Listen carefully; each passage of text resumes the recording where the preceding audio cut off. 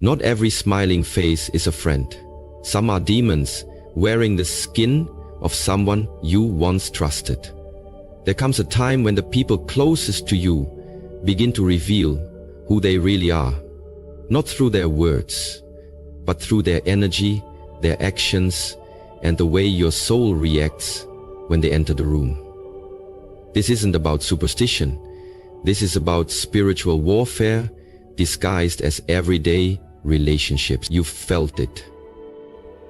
The heavy presence, the draining conversations, the unexplained anxiety after being around certain people.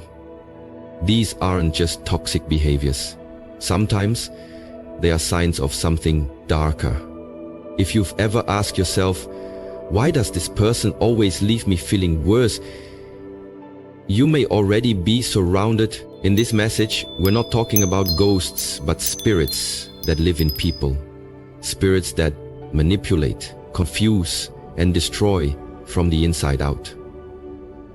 Today, I'll give you 10 unshakable signs to spot demons hiding in friends and family before they take more than just your peace. There are people in your life who don't need to say a single harsh word or lift a finger to harm you. Just being in their presence drains your spirit like a leaking vessel, and you can't quite explain why. You walk into the room feeling fine, maybe even optimistic, but after spending time with them, your energy is gone, your mood has dropped, and your peace is disturbed. You try to justify it. Maybe they were just having a bad day. Maybe you're overreacting, but deep down, your soul knows something is off. These are the people who never seem to pour into you, but always need something from you. Your attention, your time, your sympathy, your energy. It's always about their problems, their drama, their chaos, and somehow you become their emotional dumping ground without consent. They offload their heaviness onto you, then leave you to carry it. But it's not just emotional exhaustion, it's spiritual. Your body can't see it, but your spirit can feel it. These are the kinds of people who wear the face of a friend or family member, but underneath, there's something darker, feeding off the light inside you. It's spiritual parasitism, and they are not always aware of what they're doing, but that doesn't make it any less dangerous. You have to stop asking if you're being too sensitive and start asking why your soul keeps sounding the alarm around certain people. That discomfort is a warning. Your energy is your currency, and not everyone deserves access to it. Start paying attention to how you feel after every interaction. Do you feel lighter or heavier, encouraged or anxious, whole or hollow? Demons don't always come screaming with red eyes and horns. Sometimes they show up with a smile, speak in calm tones, and call you family. But if every encounter leaves you more disconnected from your peace, your purpose, or your power, it's time to recognize that this isn't just a toxic relationship, it's spiritual sabotage. You don't need to fight them, argue with them, or try to fix them. You just need to walk away and reclaim your energy. Your spirit already knows what your mind is trying to deny. Not everyone around you is good for your soul, and some are feeding on it. Protect your peace. Guard your energy. Your life depends on it. They twist the truth to divide you, subtly, skillfully, and strategically, like a snake that coils around your relationships until the life is squeezed out of them. These people don't lie outright because that would be too obvious. Instead, they distort reality just enough to sow doubt in your mind and suspicion in your heart. They play with half-truths, out-of-context statements, and emotionally charged stories that paint others in a dark light, all while presenting themselves as the innocent observer or the concerned friend. Their weapon is suggestion. I don't want to say anything but. Or, maybe you should keep an eye on them. They don't seem trustworthy. Little phrases designed to create cracks in your trust, isolate you from people who actually care, and make themselves your sole emotional anchor. And once you begin to drift away from those who protect your spirit, you become vulnerable, dependent, and easier to manipulate. This is how demons operate. Not with obvious conflict, but with quiet confusion. They stir the pot just enough to trigger emotional reactions and then step back as chaos unfolds, pretending they had nothing to do with it. They know that if they can fracture your foundation, your support system, your circle, your clarity, they can influence your perception of reality. You'll start questioning the intentions of good people, believing lies over facts, and slowly adapting their narrative as your own. That is spiritual warfare disguised as conversation. And the most dangerous part? These people often appear deeply loyal, even loving.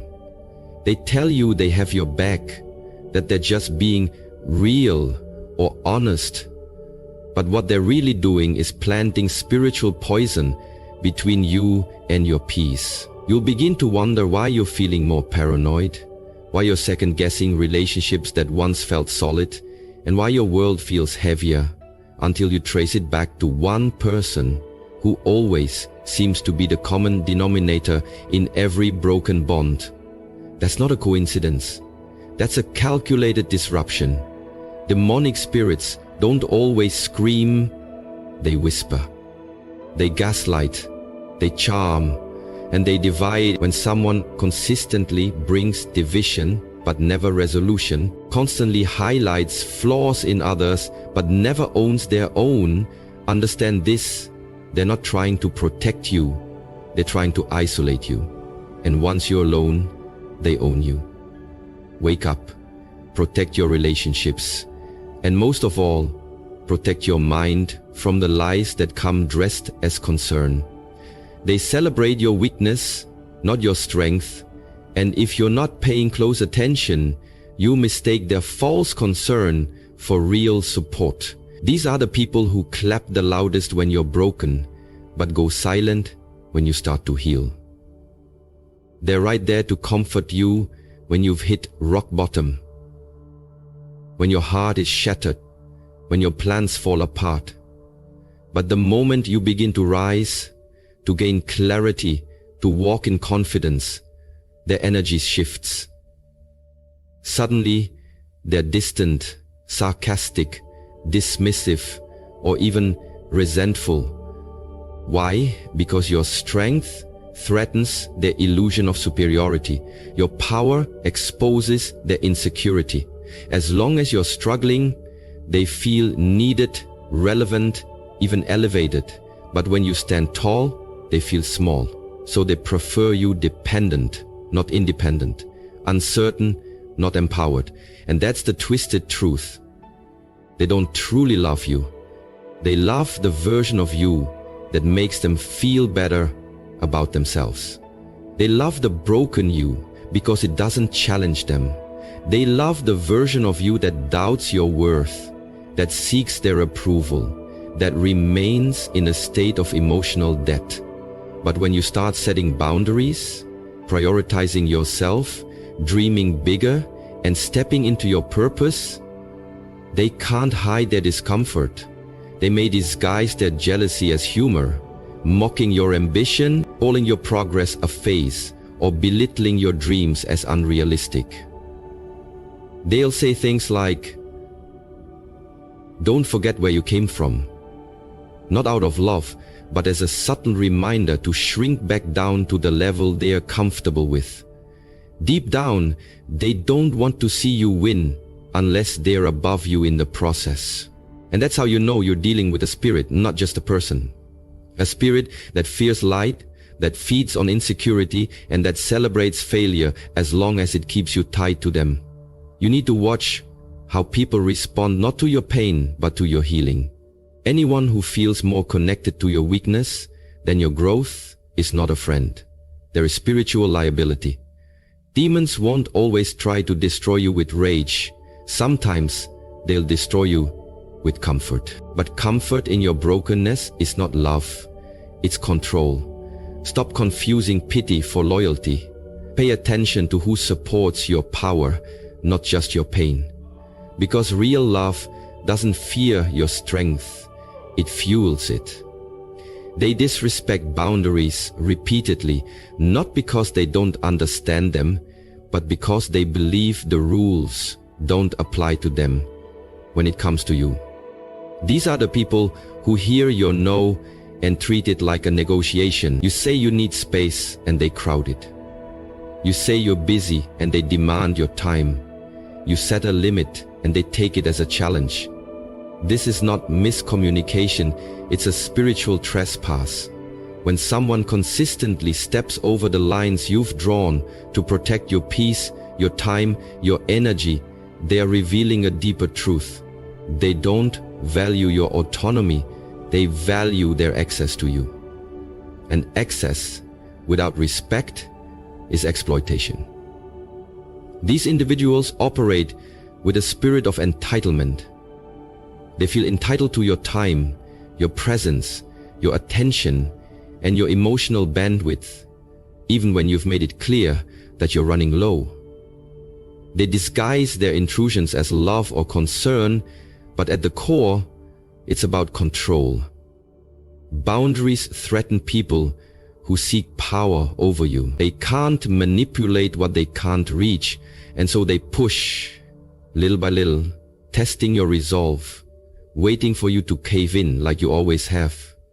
They use guilt to make you second guess your right to protect your peace. They'll say things like, "You've changed," or "You're being distant," when in reality, you've simply stopped allowing them to take from you without permission. And that's the thing about boundaries. They don't just protect your peace, they expose who never respected it in the first place. Anyone who reacts to your limits with anger, passive aggression, or emotional withdrawal is revealing that their connection to you was based on convenience, not mutual respect. And when you try to assert your spiritual and emotional sovereignty, they feel personally attacked because in their world, your availability defines your value. But hear this clearly. You don't owe anyone unlimited access to your life, especially those who trample over your spirit just to get what they want. Demonic energy doesn't always come with violence. Sometimes it comes with persistence. It wears you down, not with rage, but with constant boundary erosion until you feel powerless to say no. But your peace is sacred. Your time is finite. Your presence is a privilege, not a right. Start treating your boundaries like gates to your kingdom. Because not everyone deserves to enter, and the ones who try to break in are not friends, they are intruders. Guard your gates. They mimic you, then turn others against you. A calculated tactic masked in flattery but rooted in sabotage. These are the people who study your words, your habits, your style, your energy, every detail that makes you unique, and begin to copy it so precisely that at first it seems like admiration. They laugh like you, speak like you, dress like you, even adopt your values and interests, and you might think, wow, we're just alike. But what's actually happening is something far more sinister. They're wearing your identity like a costume, not because they want to honor you, but because they want to become you and eventually replace you. It starts subtly. They echo your phrases, mirror your ideas, post content that sounds eerily like your own. And while you're still trying to make sense of this imitation, they're already working behind your back, whispering doubts into the minds of others, casting shadows on your character, your intentions, your credibility. They'll say things like, "I don't know if they're really who they claim to be," or "They've changed, they're not genuine anymore," slowly poisoning your relationships with people who used to support you. The most twisted part? They use the version of you they copied as the benchmark and then position themselves as the real one while painting you as inauthentic. It's not just betrayal. It's identity theft with a spiritual agenda.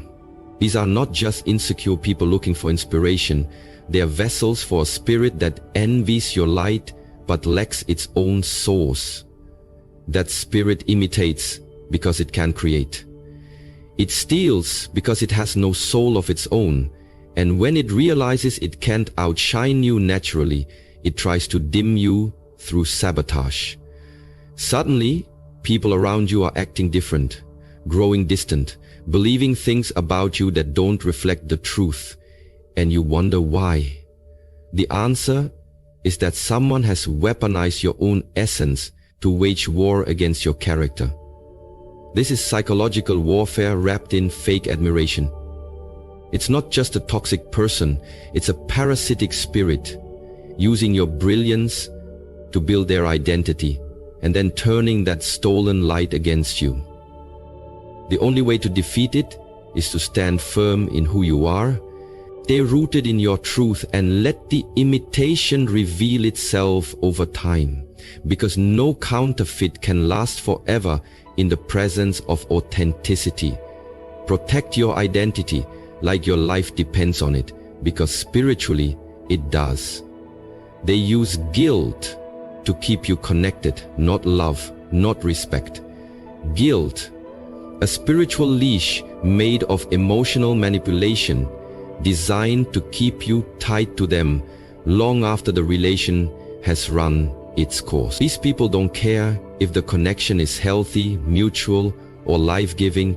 They only care that you stay close enough for them to keep pulling from you, your time, your energy, your loyalty. And when they sense you're waking up, pulling back, setting boundaries, or beginning to heal, they don't apologize or change. They weaponize guilt. They remind you of all they've done for you, of how much they need you, or how hurt they'd be if you abandoned them. They'll say things like, "So you're just gonna leave me? Or after everything I've done?" Knowing those words hit you where you're most vulnerable, your empathy. They twist your compassion into a chain, convincing you that leaving them equals betrayal, even when staying with them means betraying yourself. And you feel stuck, not because you love them, but because you're afraid of being seen as heartless. But let me tell you something. Guilt is not proof of love. It's a control tactic used by people who benefit from your silence and self-sacrifice. A demon will never say thank you, but it will always say, "How could you?" These spirits latch onto your sense of duty and use it to drain your soul. Little by little, they will, until you're exhausted from trying to fix what was never yours to carry. They don't want healing, they want access. They don't want partnership, they want possession. They know that as long as you feel guilty for leaving, you'll stay, even when it's killing you spiritually. But love does not guilt trip. Real love empowers, uplifts, and frees you. Guilt binds you to people who refuse to grow, who see your evolution as a threat to their control. It's not your job to shrink so they can feel secure. It's not your job to sacrifice your peace to maintain a false image of loyalty. You are not a savior, and they are not your responsibility. Emotional blackmail is spiritual abuse in disguise. And the moment you recognize it, you have a choice. Stay in the prison they built with your guilt, or break free and reclaim your soul. You don't owe permanent access to people who only show up when you feel too guilty to walk away. Let guilt go and let yourself grow. They trigger deep, unexplainable anxiety. Not through what they say outright, but through what your spirit senses beneath their presence. You could be in the same room with them and your heart starts racing, your stomach knots, your thoughts grow chaotic, and you can't figure out why, because nothing obvious is happening. They're smiling, maybe even laughing, acting normal, but your soul knows something is off. That's not paranoia, It's spiritual discernment. Your body is reacting to an unseen force, a vibration that disrupts your peace and stirs your nervous system without warning. This kind of anxiety doesn't come from conflict. It comes from misalignment with energy that is dark, deceptive, or draining. You might try to brush it off, blame yourself, or label it as overthinking, but your body is wiser than your logic. It knows when it's under spiritual attack, even when your mind hasn't caught up yet. These people often carry heavy, chaotic energy, cloaked in charm or familiarity. They say all the right things, but their aura is loud with unrest, envy, bitterness, or manipulation, and you feel it even when you can't name it. They may even make you question your worth without insulting you directly. You leave every interaction second-guessing yourself, rethinking your choices, or feeling like your inner light has dimmed. And that's how you know. They haven't just touched your mind, they've disturbed your spirit. Anxiety is often the first warning sign that you're sitting in the presence of someone whose energy is not for you. And if every time you're around them, you feel smaller, more confused, less grounded, that is not a healthy connection. It's a spiritual warning. These are the people who seem to be nice on the outside, but they carry unresolved demons that cling to them and search for open doors in you. When you feel this kind of anxiety, don't dismiss it. Investigate it. Who are you around? What shifts inside you when they speak, when they touch you, when they linger in your space? Peace doesn't lie, and neither does tension. Sometimes your anxiety isn't a symptom, it's a message. It's your spirit saying, you're not safe here. And when your spirit speaks, you must listen. Because protecting your peace isn't a luxury, it's a survival skill. Never apologize for removing yourself from what your soul knows is wrong, even when nothing visible seems broken. The unseen world is louder than you think. They laugh when you cry and cry when you shine, because your pain makes them feel powerful and your progress makes them feel invisible. These are the people who pretend to be close, who call themselves friends or family, but the truth is, they are only comfortable when you are beneath them, emotionally, mentally. When you are hurting, they act entertained, dismissive, or even amused. They may not laugh out loud, but there's a glint of satisfaction in their eyes, a smirk they try to hide, a casual shrug of your suffering, as if your brokenness affirms their superiority. They offer no real comfort, just shallow sympathy or cruel jokes disguised as tough love. But let the tables turn.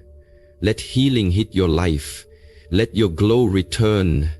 Let doors start opening, and suddenly they grow distant, silent, even hostile. They begin to withdraw support, downplay your victories, or find a way to make your success about them. You'll hear things like, "You've changed," or "Don't let it go to your head." Or worse, they'll try to twist your joy into arrogance to make themselves feel better. These are not just jealous people. They are spiritual adversaries, cloaked in familiarity. Your elevation exposes their stagnation. Your light makes their darkness uncomfortable. And the problem isn't that you're doing too much. It's that you're doing what they never had the courage or discipline to do. Deep down, they don't hate you. They hate what you represent: growth, healing, and potential that refuses to be caged. When you cry, they don't reach to lift you. They observe like spectators at a show, because your pain is their entertainment. But when you rise, when you shine, when you finally walk in your worth, they feel abandoned by the version of you that made them feel superior. That's not love. That's spiritual bondage. These people were never meant to walk with you into your becoming. They were only assigned to witness whether you'd stay stuck, to keep them, comfortable. And once you outgrow the identity that served their ego, they mourn not your absence, but their loss of control. Pay attention to who claps when you win and who suddenly disappears. Because true love doesn't laugh at your pain or cry at your progress. It celebrates your healing and stands tall beside your greatness, not beneath it.